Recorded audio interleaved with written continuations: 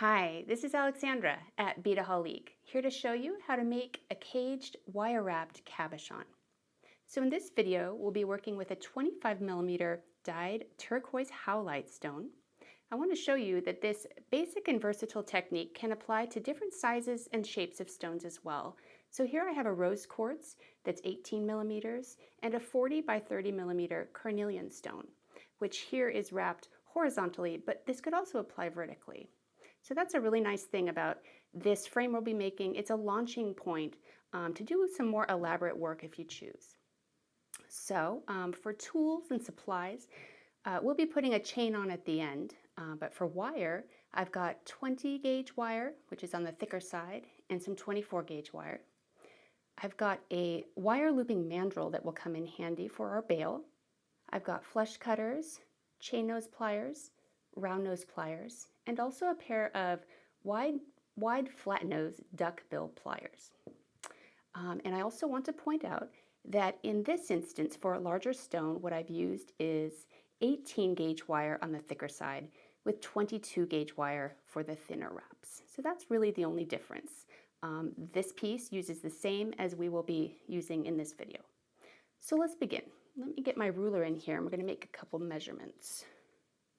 I'm going to take first my thicker wire, my 20 gauge gold artistic wire, and this craft wire is actually quite good to use for this purpose because it's very soft.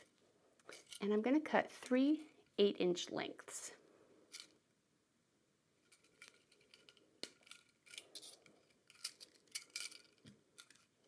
Getting down to the end of my spool here. You'll notice as I'm cutting there are some little warps to the wire, and we'll smooth those out.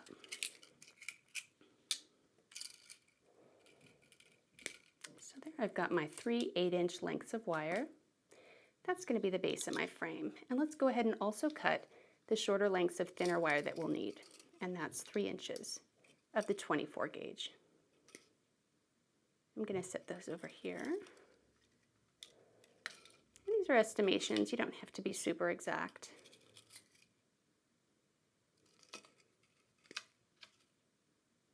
All right. So first thing I want to do is smooth these out. And I'm just going to use my fingers for this. If you have nylon jaw pliers, the kind with the plastic tips, you can do that. But you don't really need them. So just with my fingers, I'm going to smooth these.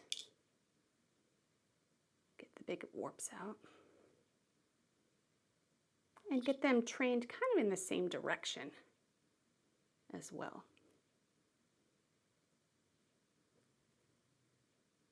All right, so now I'm going to take those up, get the ends approximately even, and I'm going to line them so that they're flat together like so. I'm going to take one of my 3-inch bits and gripping about at the 1-inch point with one thumb to get it anchored, I'm going to start wrapping around those thicker wires. I'm going to do this 5 times.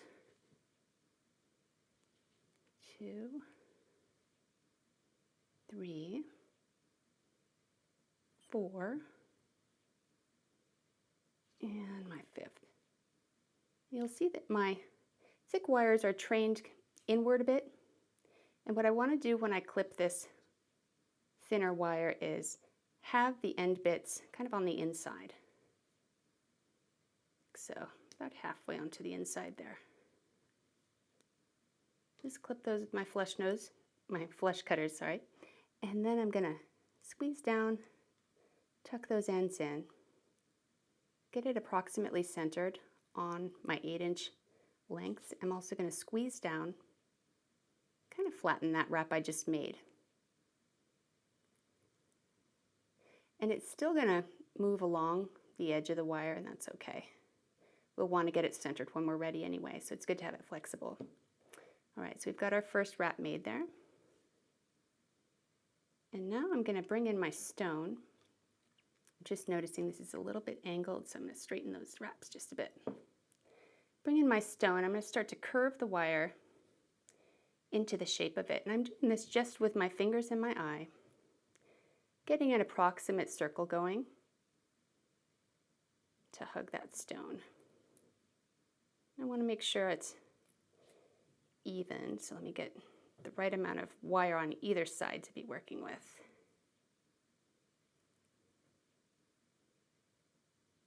So that's a good starting place. It's all going to be moving a bit while we're creating the frame. It's not until later that we're really going to secure everything. All right, so next I'm going to take in another 3-inch bit of wire, 24 gauge, and I'm going to do another wrap along the side. Again, I'm going to take and secure with my thumb and create 5 wraps around the edge. And this is your choice how many wraps you want to do. You could do more than 5 if you want. I wouldn't really recommend less than that though. Kind of want to get a good secure connection. And they look nice when they're all stacked together. I'm going to try to keep my 3 thicker wires in a line as I go, because that's going to be my frame.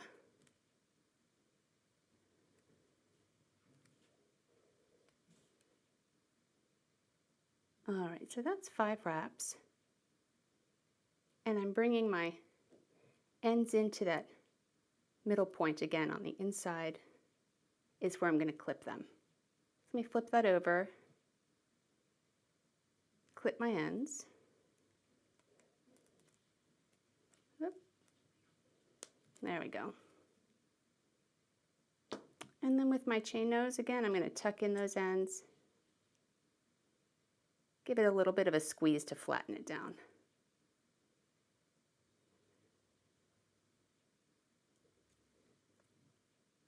And it'll be mobile along the edge, and that's good again because we're going to want to find our center point once our stone is in there. Just get a little more of a grip on this, straighten it out.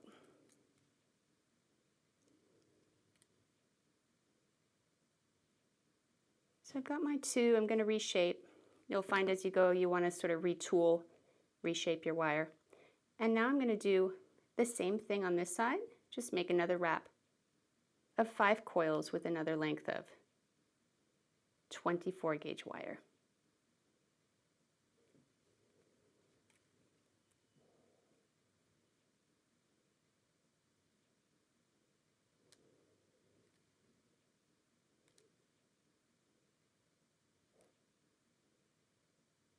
I got my 5 coils there.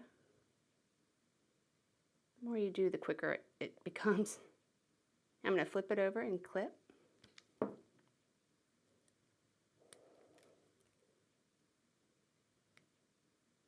Tuck the ends and flatten it. Just want to make sure these ends are nice and hidden so that they don't catch on anything.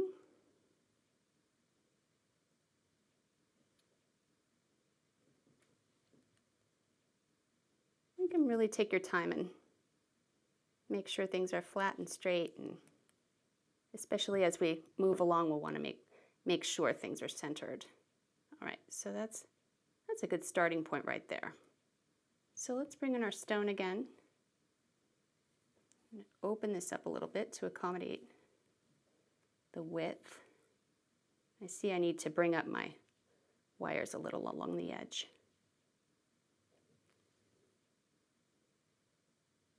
And they're all moving around, and that's kind of what we want so that we can mold it to the stone. All right, so once I've got my frame made like that, I'm going to give this another squeeze to get it a little more secure. And what I'm ready to do is show you here. I'm going to make this divot shape right here. And the way I'm going to do that is to take my chain nose plier. I'm going to grip close to my first wrap with the tip of my plier there, and I only want to get the one on the outside. And I'm going to gently turn the wire inward like so. That's going to give me that shape that I want. And I think I want a little more of a angle there. I'm going to bring it up. And I'm going to do the same thing on the other side. Grip with my plier, kind of turn it around so you can see here. Really the trick is at once not to be scratching your wire by having the tool slip, and also to get the shape right. So it does take a little practice. And copper wire is actually less expensive and very soft if you want to start with that. Wouldn't recommend starting with, for instance, sterling or gold fill if you've never done this, but the end result with those wires would be very pretty. All right, so I think I've got the shape that I want there. And what I'm going to do is flip the frame over and do the same thing on this back wire to make them match. So I'm going to grip on what is now my outside wire here and mirror that first shape just by pulling it inward with my plier. Adjust the frame and do the same thing on the other side. Get my divots about where I want them to go. Okay. So next what I want to do is figure out what's going to be the front. I'm going to turn it back around to where I started and have this be the front. Make any adjustments that I see that I need to for it to be symmetrical. You can really adjust as you go. Straighten this out just a little bit. And knowing that this is the front of my piece, what I want to do is grip with my plier kind of from the outside middle and pull toward me. I'm going to grip with my hand on here to get a secure grasp and pull this front side kind of out and up, and that's going to accommodate that front curve of the stone by pulling out and up. Maybe at a 45, 60-degree angle from the center, guessing. And we're going to keep the flat side in the back, keep the back flat, because the stone back there is flat. So this is what's going to cup our stone, and let's just set it in to see how we're doing. And this is a point at which you can make adjustments. For instance, what I might want to do is make a slightly larger shape up here, just by taking my plier and working it like that.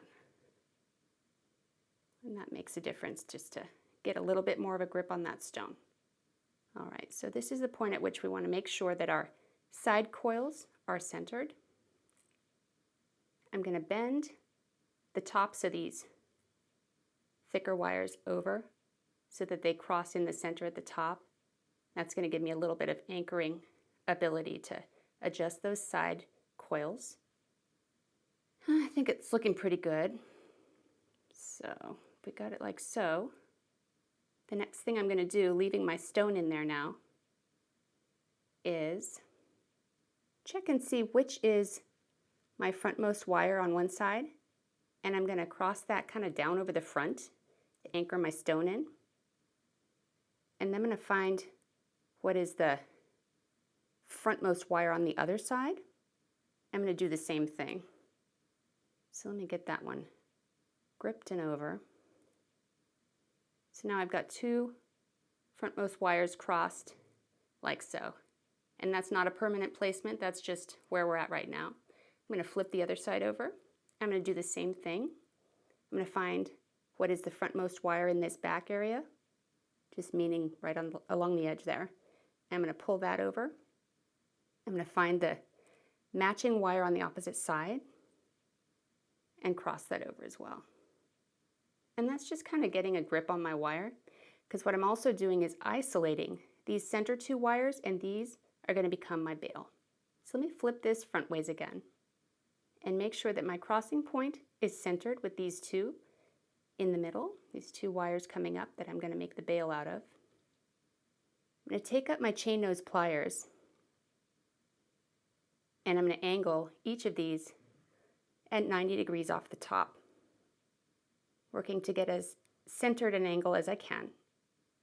So there's one side.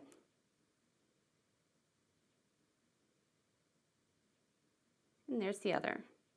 And they come together just about touching. I'm going to get those just a little straighter off the top. Looks a little cleaner to my eye if they're straight up. All right, so from this point, what we're going to do is mirror the shape of these wires to the ones below. And the way we're going to do that is by taking our plier engaging the distance so that it matches what we've done down here, gripping with the tip and folding inward. And you'll see I'm angling it off, and that's to mirror sort of this divot down here. I'm going to do the same thing on this side where I grip and angle. All right, I think that looks pretty centered. Now, rather than angling this at a complete 90-degree right away, I want to keep this angle here, give it a little space, so that when I come up here, this is where the angle is going to be. That's giving it sort of that extra decorative element at the top. And now that I have all the wires trained kind of up in the right direction, get them a little more straight. I'm going to do the same thing in the back. So I'm going to find my curving place where it matches what I've done down here. I'm going to angle the wire on one side. Kind of flip it around because this is easier for my eyes so I can get it right. And now I'm going to flip this one up as well. Create kind of a mirrored effect on the back there. And I'll do a similar thing where I kind of curve them in on each other and then do my angle up.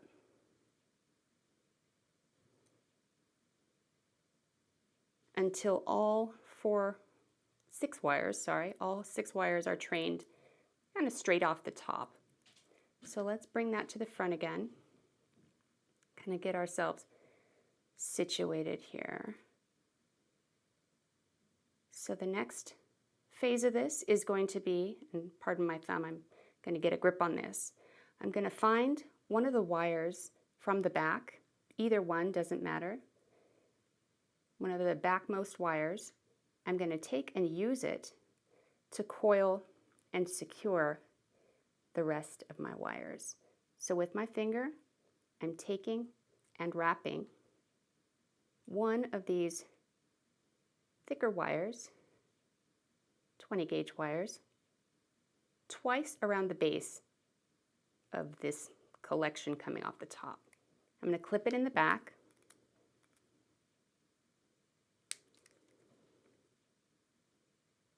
And then reassess. All right, so what we have now is two wires that are closest to the front. I need to identify those.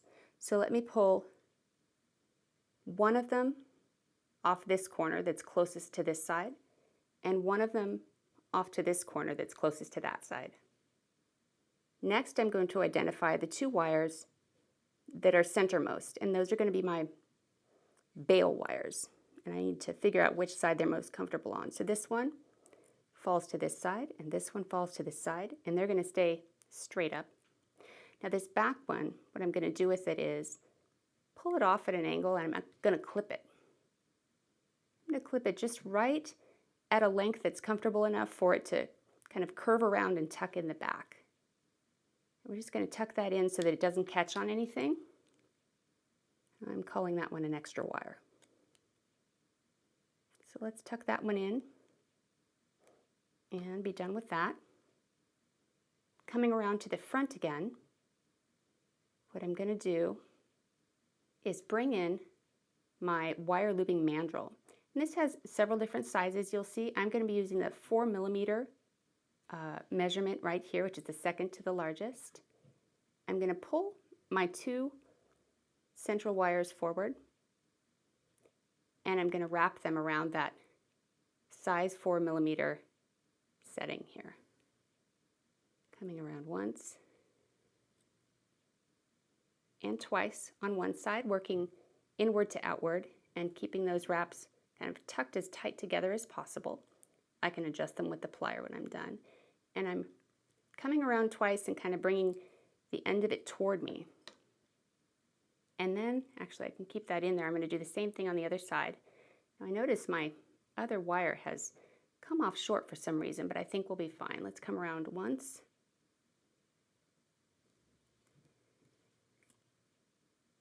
Oops. stay on that size, and twice. Use my plier to grip that in here. Pull it all the way forward. Okay, so we've got what we need there. We've made the bail. Take my mandrel out and clip my wires. I'm going to clip them right at the bottom center of those loops I just made, where they'll be tucked in and not catching on anything. So there's one side, and match that up and do that on the other side. They're flying. All right, so give that a little bit of a grip and tuck with my pliers. And now what I'm ready to do is create my decorative embellishments on the front. So again, I've ended up a little bit short on this side and longer on this side. I'm just going to make them match. This actually looks like a pretty good length to work with. So just by eyeing it, I'm going to clip this other wire, bring in my round nose pliers, and by curving from the very tip, I'm gripping to curve inward and downward to create a loop like so.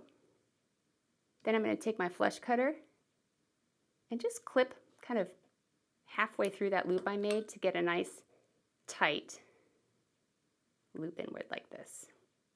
Once I've got that made, here's where it's handy to bring in these thick, flat duckbill pliers because they give me a good grip on the round side of my wrap so that I can gently coil inward and create a really beautiful spiral. I love all things spiral, so this element really appeals to me. I think that just turns out so lovely. All right, and then I come around the other side. I'm going to do the same thing where I grip with my round plier right at the tip, create my first tight loop, clip it about halfway, grip in there again, and continue. Get my whole loop and then utilize my thick plier to kind of get the angle that I want and begin my coil.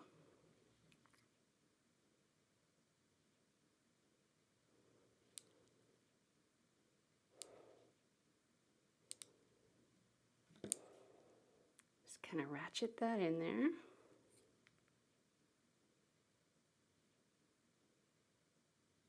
And there we have it. So that's a nice, it's really a launching off place because if you do a search for wire wrap jewelry, you will come up with so many inspiring designs that people have done by weaving in and out and all around and doing some very complex, amazing things. So this is a great thing to know. What we want to do next is put this on a chain, and I have a rectangular soldered cable chain that I'm bringing in here with a little lobster clasp. And so let's get this on. We're just going to use these 4mm 22 gauge jump rings. Slide on the back loop of my clasp and slide onto the end link of my chain. Just close that up tight. I think this is going to fit through here. Nope, that's a little big. So before we finish off the other side, I want to make sure we string on our necklace. And bring in the other side with my other jump ring. Find the opening here. I'm going to just use my thumbnail to open that up. Slide on the end link of my chain again. Close it up. And there we have a beautiful necklace. So I hope you found this video helpful. All of these tools, supplies, and stones are available at beadaholique.com. Please also subscribe to our YouTube channel for all the latest updates. Thanks for watching.